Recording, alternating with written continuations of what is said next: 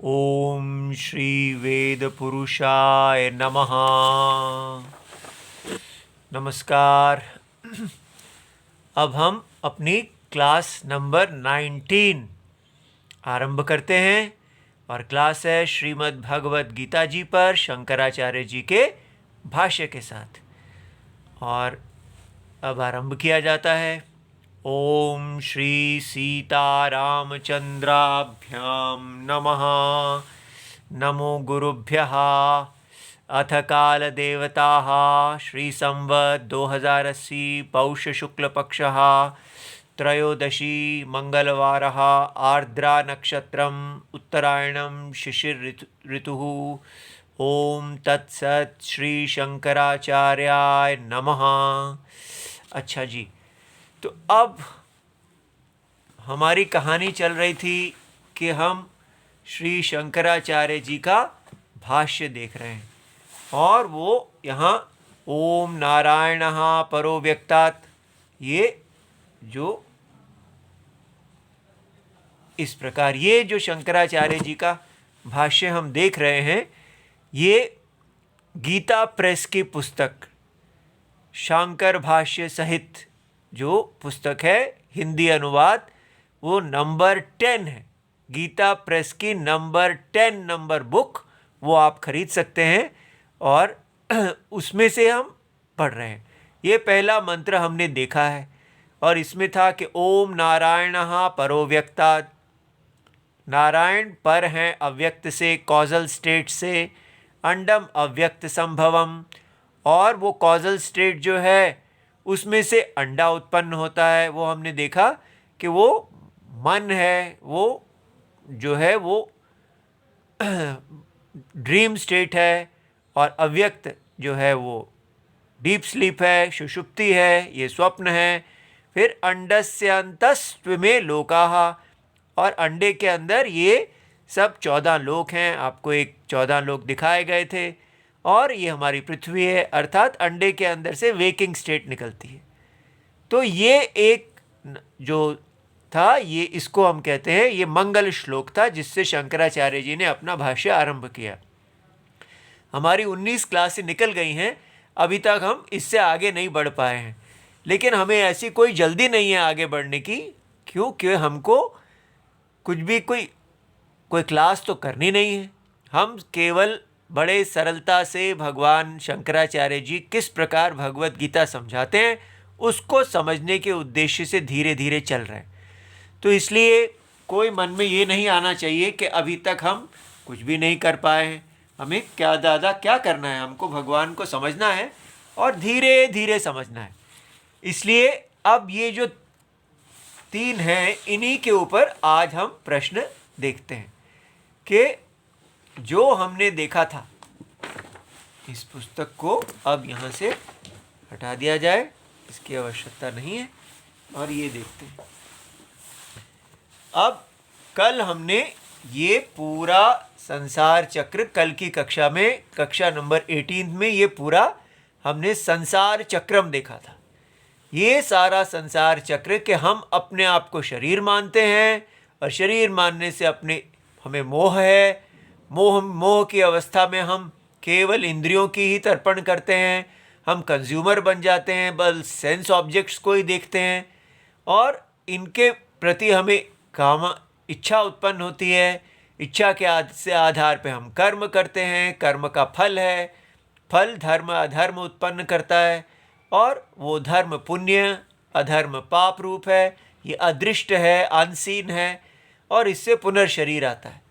इस प्रकार बार बार पुनरपि मरणम पुनरपि जननम, ये हम बार बार मरणम और जनन करते जा रहे हैं, इसकी तरफ ध्यान दे ही नहीं रहे।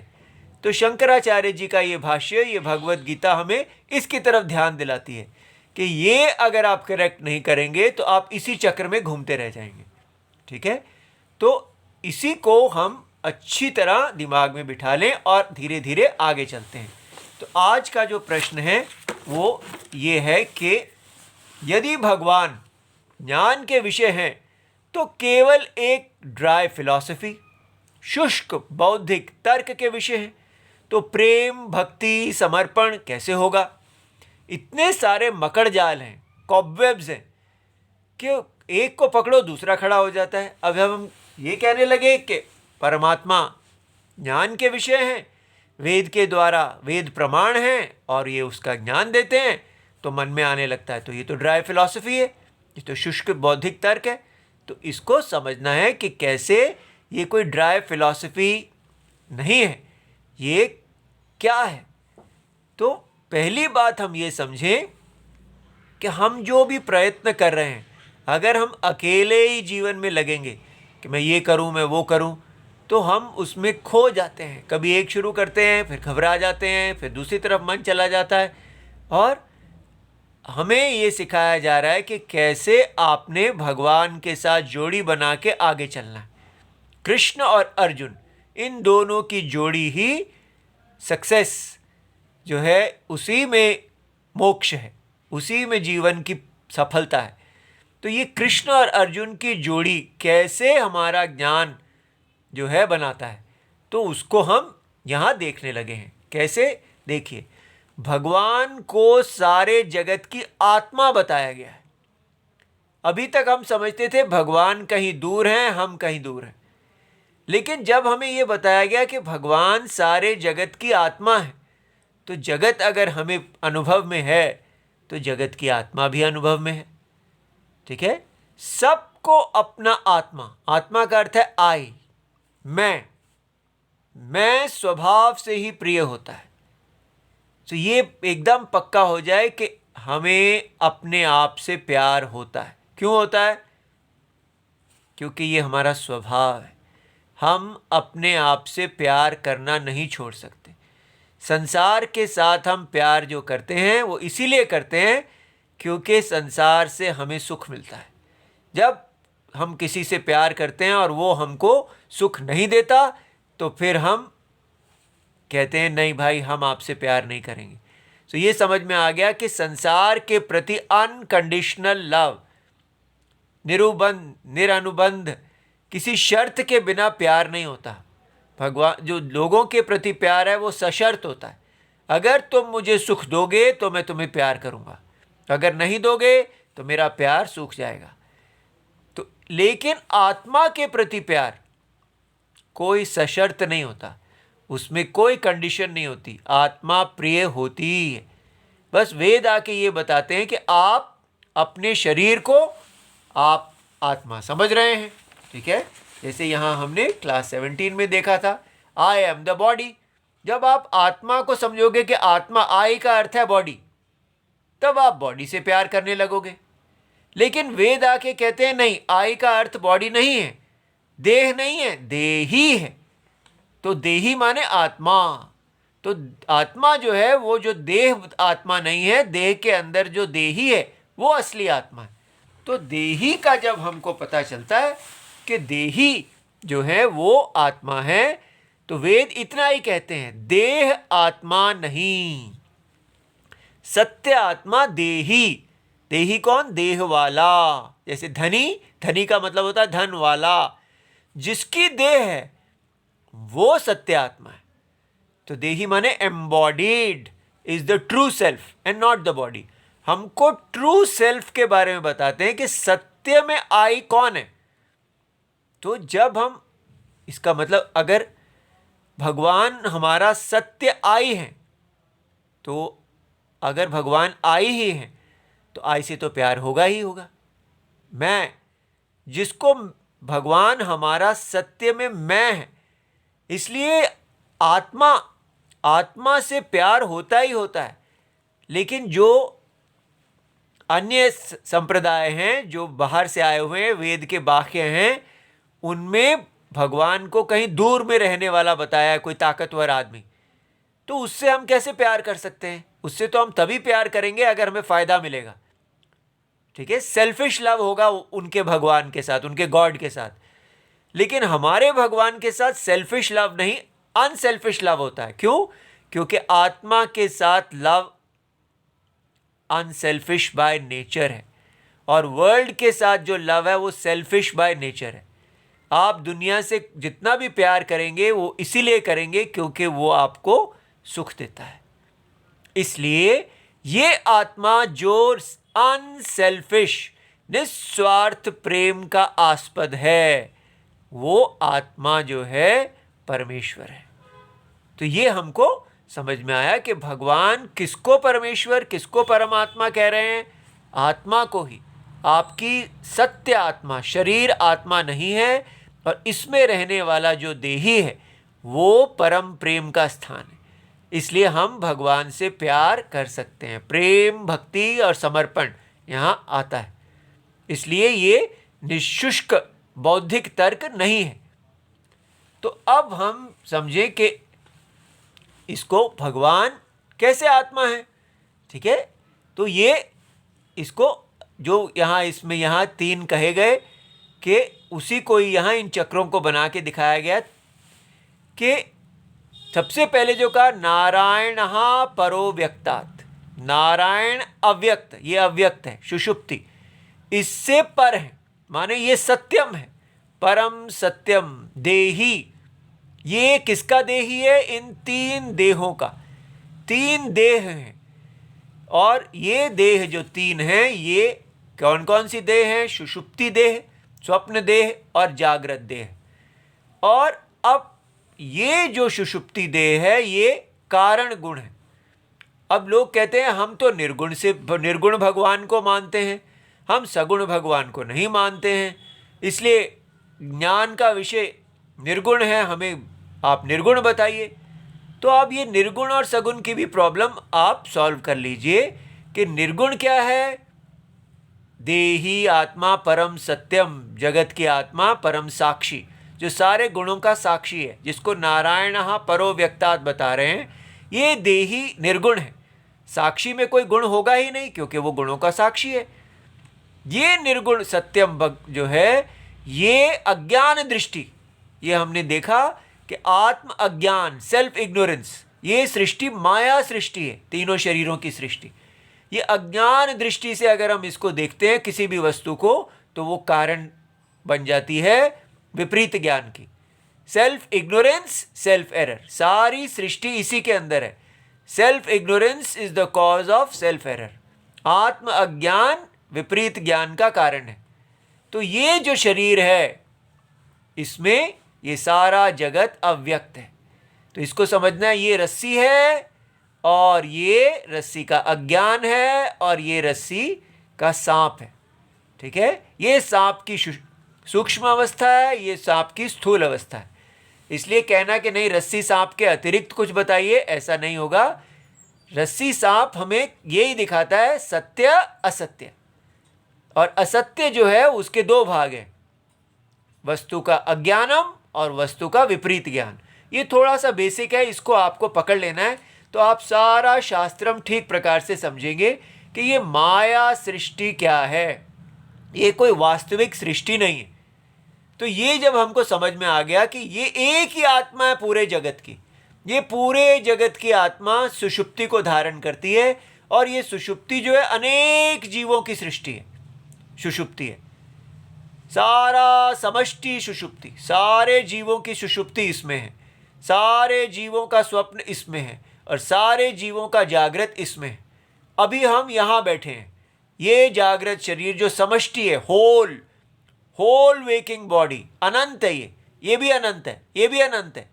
भगवान इस अनंत शरीर को धारण किए हुए हैं, और अब हमें समझ में आया सारी माया सृष्टि भगवान का ही शरीर है।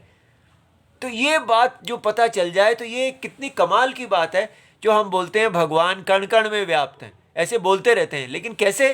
क्योंकि ये सारा शरीर, इसके कण कण जो हैं वो निर्गुण देही से व्याप्त है। सत्य जो है वो असत्य को व्याप्त है, व्याप्त माने परवेडेड। सत्य और असत्य में ही व्याप्य व्यापक संबंध है, ये व्याप्य है। व्याप्य माने जो जिसमें देही व्याप्त है, ये 2 चीजें हैं ही नहीं, ये सत्य है, ये असत्य है।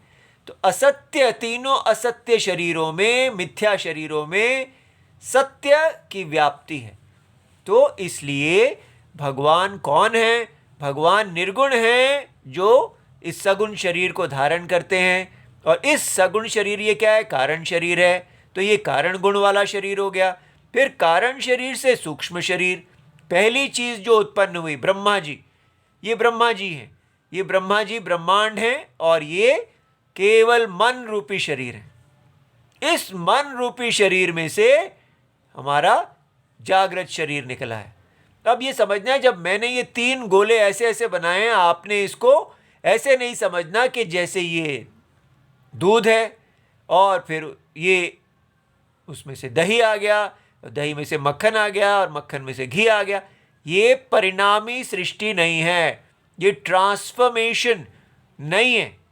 तो फिर ये क्या है? ये रस्सी है और ये रस्सी की कारण अवस्था है, अज्ञान अवस्था। और ये इस अज्ञान में से ये निकला मन। मन पहली सृष्टि है और मन जो है उसमें से निकला ये स्थूल शरीर। इस प्रकार ये सब एक ही है।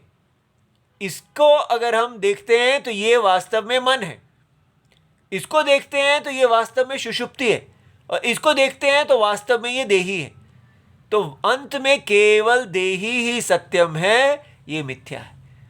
कैसे देखा जाता है फॉल्स? कि जैसे लहर जो है वो जल से व्याप्त है, तो जो व्यापक होता है, व्यापक माने परवेसिव, वो सत्यम होता है, और जो व्याप्य होता है वो असत्य होता है। बस यही चक है कि जो व्याप्य है, ये व्याप्य और व्यापक दोनों शब्द आपने सीख लेने हैं। लहर व्याप्य है माने परवेडेड, और जल व्यापक है माने परवेडर, माने जो उसमें पूरी तरह वही है। जब हम निर्णय करेंगे तो लहर की कोई सत्ता नहीं है, लहर जो है वो वास्तव में केवल जल है, ऐसा हम समझ जाएंगे। इसी प्रकार आपने यहाँ समझना है कि ये जो 3 शरीर हैं ये वास्तव में केवल आत्मा ही हैं। लेकिन हम इस समय छोटे छोटे छोटे छोटे इस विराट शरीर में अनेक अनंत शरीर हैं, उसमें से एक शरीर ये हमारा है। हम सोचते हैं हम तो एक छोटे शरीर हैं, लेकिन हमको देखना है कि ये हमारा छोटा शरीर महाशरीर, महाजागृत, ये विराट शरीर, ये विश्वरूप शरीर है। भगवत गीता में यही विश्वरूप शरीर भगवान कृष्ण जी अर्जुन को दिखाएंगे कि आप हे अर्जुन मेरे विश्वरूप शरीर के अंदर हैं, और ये जो पूरा युद्ध हो रहा है ये सब मेरे शरीर के अंदर हो रहा है। इसलिए आपको ये चिंता नहीं करनी चाहिए कि कौन मर रहा है, कौन पैदा हो रहा है। आपको केवल यही देखना है कि धर्म क्या है, क्योंकि ये सब माया है। सो माया का फिर धर्म क्यों पालन करें? इसलिए पालन करें कि ये धर्म जो है आपको ले जाएगा। ये देखिए, कल जो हमने ये देखा था कि हम वेदोक्त धर्म पुण्य पाप पैदा करता है, लेकिन अगर हम अपना धर्म जो है ये देख के करते हैं कि हमको कोई भी डिज़ायर जो है इसको पूरा करने से, ये तो हम चक्र के अंदर है, चक्र से कैसे बाहर निकलेंगे? जब हम ये परमात्मा जो देही हैं, जो इस तीनों शरीरों की आत्मा हैं, उनको समर्पण करते हैं, अपने ही सत्य को समर्पण करते हैं। और ये जो महाशरीर है, विराट जागृत शरीर, इसके अंदर देखते हैं कि हमारा एक स्थान है, और ये जो विराट शरीर की आत्मा है यही छोटे शरीरों की आत्मा है। बस ये बात पकड़ लेनी है कि हर छोटे शरीर में जो आत्मा है वही वास्तव में अविभाजित विराट शरीर की आत्मा है। विराट शरीर की परमात्मा जो है वो विभाजित नहीं हो गए, वो अविभाजित पूर्ण है, माने अनडिवाइडेड होल। वो कटे नहीं हुए हैं, वो टुकड़ों में नहीं बटे हुए हैं। आत्मा टुकड़े नहीं है, आत्मा साक्षी है। तो साक्षी जो है, साक्षी में टुकड़े कैसे हो सकते हैं? तो इसलिए ये जो देह है, बॉडी जो है, उसमें भी टुकड़े नहीं है, कल्पित है। सारे जो पार्ट्स हैं वो केवल कल्पना है। कैसे? जैसे इंडिया है, इंडिया को आप कभी कहते हैं ये पंजाब है और ये तमिलनाडु है, और अनेक स्टेट्स बनाते हैं, लेकिन वो तो केवल भारत के ऊपर कल्पना है। भारत को हम पेस्ट्री की तरह काट थोड़ी देते हैं। भारत अविभाजित रहता है और स्टेट्स के आकार बदलते रहते हैं। स्टेट्स केवल कल्पना है।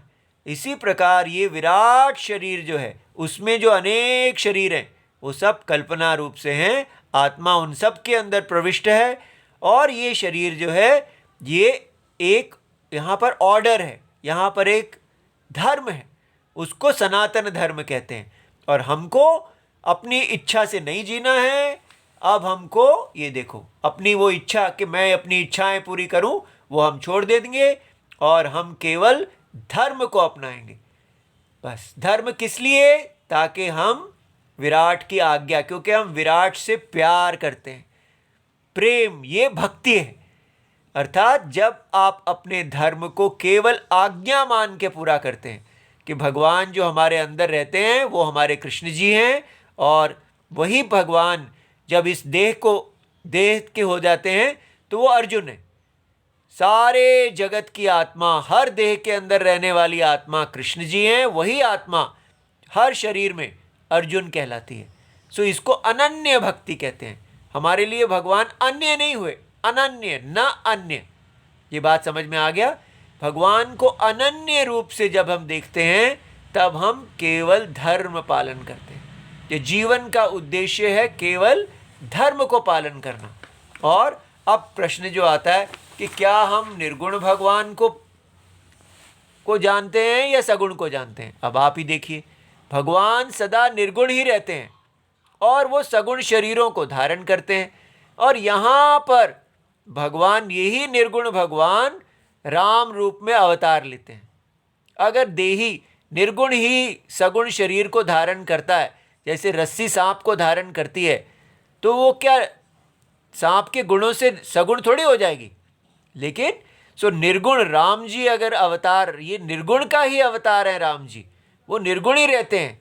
और इसलिए ये कहना कि नहीं मुझे राम जी से कोई प्यार नहीं है, मैं इनको नहीं मानता हूँ, मैं तो निर्गुण को मानता हूँ, ऐसा नहीं कहना। हमको पूर्ण देखना है कि वास्तव में सब कुछ निर्गुण ही है, निर्गुण से ही व्याप्त है। सारे गुण निर्गुण साक्षी से व्याप्त हैं, निर्गुण में ही सगुण की कल्पना है। तो इसलिए जब हम राम जी को नमस्कार करते हैं वो सब नमस्कार निर्गुण परमात्मा को ही मिलते हैं। इसलिए निर्गुण और सगुण के बीच में आपको कष्ट नहीं होना चाहिए कि आप भगवान राम जी में आपकी भक्ति नहीं है, आपकी भक्ति तो निर्गुण में है, आप इनसे प्यार करते हैं, इनसे नहीं करते। ऐसा बहुत से लोगों में ये देखा जाता है। निर्गुण जो है उसमें सगुण के अंदर ही निर्गुण मिलेंगे आपको। तो अगर आपने निर्गुण को देखना है तो आपको कहाँ मिलेंगे? आप कहेंगे इस देह की जो आत्मा, इन तीनों शरीरों की जो आत्मा है वो निर्गुण है। तो उसका निर्देश तभी किया जाएगा निर्देश शब्दों के द्वारा कि निर्गुण कौन है? इन तीनों देहों के देही निर्गुण है। इसलिए सगुण के अंदर ही निर्गुण है। ये बात समझ जाना है। सगुण कोई अलग चीज नहीं है कि सगुण से मेरा कोई लेना देना नहीं, मैं तो निर्गुण का प्यार करता हूं। निर्गुण कहाँ है? सगुण को धारण किए हुए है। जब हम इसका मिथ्यात्व देख लेते हैं तो हमें समझ में आता है ये इदम सर्वम जगत, ये सारा जगत निर्गुण ब्रह्म अर्थात हमारी आत्मा जो है उसी से व्याप्त है, वही मैं हूँ। इसी में व्यक्ति को शांति अनुभव होती है कि वाह, ये मैं इस जगत के अंदर नहीं हूँ, ये जगत मेरे अंदर है। मैं शरीर के अंदर नहीं हूँ, ये शरीर मेरे अंदर है। बिल्कुल उल्टा हो जाता है। जैसे जल जो है वो लहर के अंदर नहीं है, लहर जल के अंदर है। इस प्रकार कल्पना जो है वो सत्य के अंदर है, असत्य सत्य के अंदर है। ठीक है, सत्य असत्य के अंदर नहीं है। ऐसे जब आप देखेंगे तो आपको बहुत शांति, बड़ा अच्छा लगेगा। वाह कि ये शरीर जो है इसको मैंने धारण किया हुआ है। शरीर के अंदर जैसे चूहा बिल्ली के बिल के अंदर होता है, मैं कोई चूहा नहीं हूँ इस बिल के अंदर। ये शरीर जो है ये केवल एक कल्पना है जिसको धारण किया हुआ है सत्य आत्मा ने। और सत्य आत्मा हमने देखा था कि वो कैसे अपरोक्ष है। अपरोक्ष शब्द भी आप भूलना नहीं, ये क्लास नंबर 17 में हमने सीखा था। ये सारे शब्द आप पकड़ के रखेंगे तभी आगे चलेंगे कि ये आत्मा न प्रत्यक्ष है न परोक्ष है। तो आपने देखना है कि हाँ ये अनुभव है। देही ना प्रत्यक्ष है, माने ना तो ये इंद्रिय गोचर है। शरीर इंद्रिय गोचर है और शरीर पे अनुमान लगते हैं, और शरीर के द्वारा देखी गई दुनिया भी इंद्रिय गोचर है, अनुमान का विषय है, लेकिन उस शरीर के अंदर जो अपरोक्ष साक्षी है वो ना प्रत्यक्ष है ना परोक्ष है, फिर भी अनुभव में है। तो ये जो आत्मा है ये हमारे जो है पूरे यही अपरोक्ष है, ये अपरोक्ष देही है। और ये तीन देह समष्टि होल हैं, इन्हीं के अंदर पार्ट्स हैं। इसलिए जीव और ईश्वर, भगवान ही जीव हैं, भगवान ही ईश्वर हैं। जब यही देही इस सारे शरीर को धारण करता है तो हम इनको ईश्वर कहते हैं, और इसके अंदर छोटे छोटे शरीर हैं उनको हम जीव कहते हैं। तो भगवान ने जीव ईश्वर संबंध को धारण कर लिया, तो इसलिए जीव जो है वो ईश्वर में अपने होल शरीर में शरण लेके इस होल शरीर की वृद्धि के लिए काम करता है। ये धर्म है। अब धीरे धीरे कल हम कोशिश करेंगे कि ये भाष्य को देखें, भाष्य में भगवान जो धर्म बता रहे हैं वो क्या है।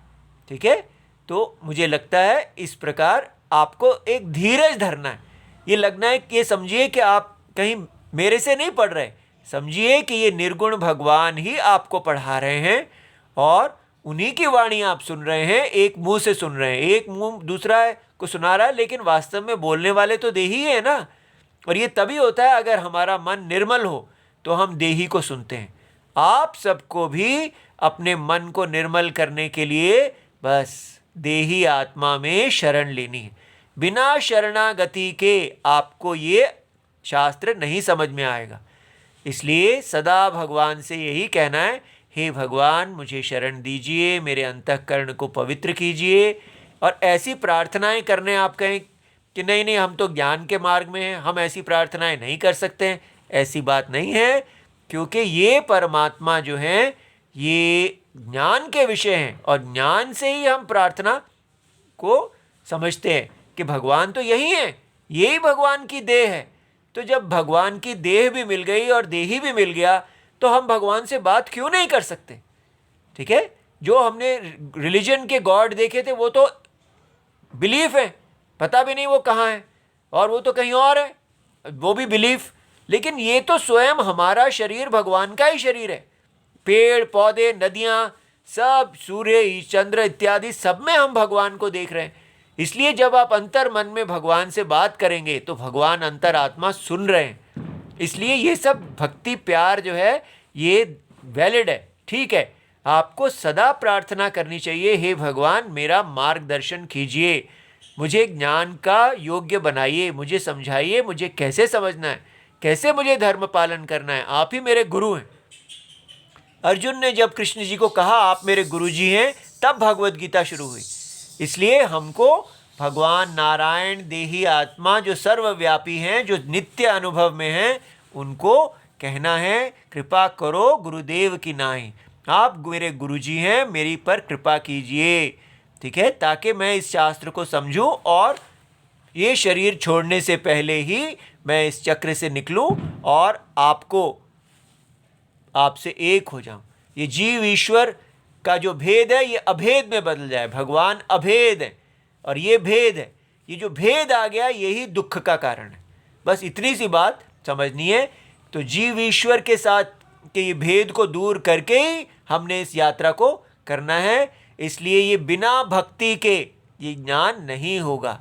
इसलिए प्यार से बस हे राम जी मैं कभी आपके विरुद्ध नहीं जाऊं और आप ही मेरे गुरुजी हैं, मेरे मत पथ प्रदर्शक हैं, मुझे ठीक पथ पे बनाए रखिए, मैं कितना भी घबराऊं मेरे साथ रहिए। तो सत्य ही है, ये विराट आत्मा के अंदर ही हैं हम। तो इन विराट आत्मा को देखते हुए हम बस शांति से इसके चलेंगे और ये ज्ञान हमारे लिए श्रद्धावान लभते ज्ञानम, ये हमने देख लिया है। अच्छा जी, ओम नमो भगवते वासुदेवाय इति सर्वम शिवम। हमारा व्हाट्सएप नंबर 8577055977 और हम हैं स्वामी नित्यानंद सरस्वती। धन्यवाद। जय सीताराम।